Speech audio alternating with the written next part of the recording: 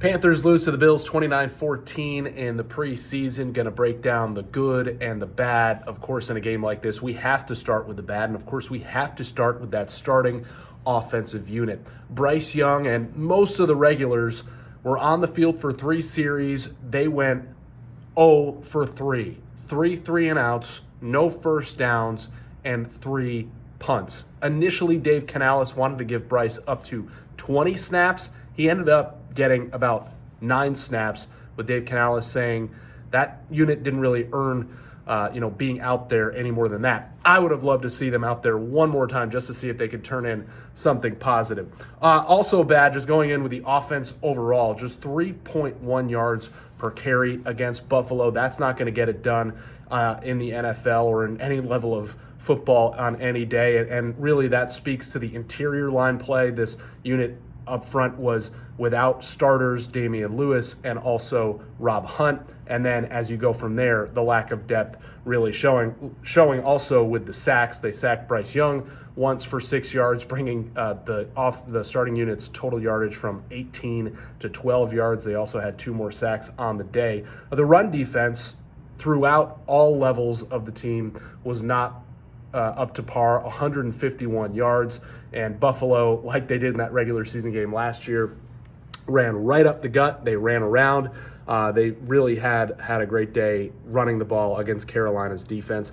And I'm going to throw one more in here. Tight end JT Sanders, 1 catch for 3 yards. Now, he caught the only pass thrown to him, so you can't knock him too much for this one day, but this was a huge opportunity to get him the ball, to see if he could make some plays with Darren Waller's signing looming coming Monday. So the clock may be ticking there for JT Sanders. There was some good. There was some good early. The pressure on the quarterback from that starting defense against the Bills starting offense, I thought was pretty good. You saw the one play where Princely Umanmielen and Jalen Phillips more or less combined for a sack. And then how good was it to see a Panthers linebacker kind of operate like a heat-seeking missile and go through the offense and tackle the ball carrier in the backfield? Been a long time since we've seen that on a consistent level, but Devin Lloyd looked pretty good today. The other free agent splash besides Jalen Phillips on defense.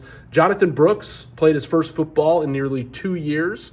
He had to start because Chuba Hubbard is injured. Again, the starting offense didn't do much, but I really liked Brooks out of the backfield, catching that pass from Bryce Young, taking it about 8 or 9 yards. It's good for him to get back and get another rhythm, a rhythm for the first time in a while, and also really, timing with Bryce and chemistry in that pass game, I think is going to be really good for this offense. Jasim Reed, the guy catches everything and he takes advantage of all of his opportunities. The young wide receiver who's on the practice squad last year continues to impress, and now he has scored touchdowns in 2 straight preseason games.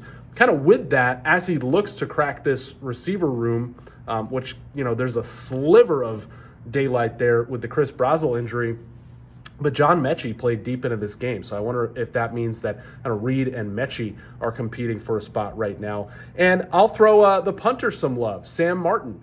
He had to punt probably more than he would like. Punted 3 times, 159 yards. That's an average of 53, a long of 57, and he pinned one inside the 20. It was really good to get him back and all the specialists back for this season. And the other thing that's good, it's just the preseason, right? You do have to use it to evaluate, to teach, to coach.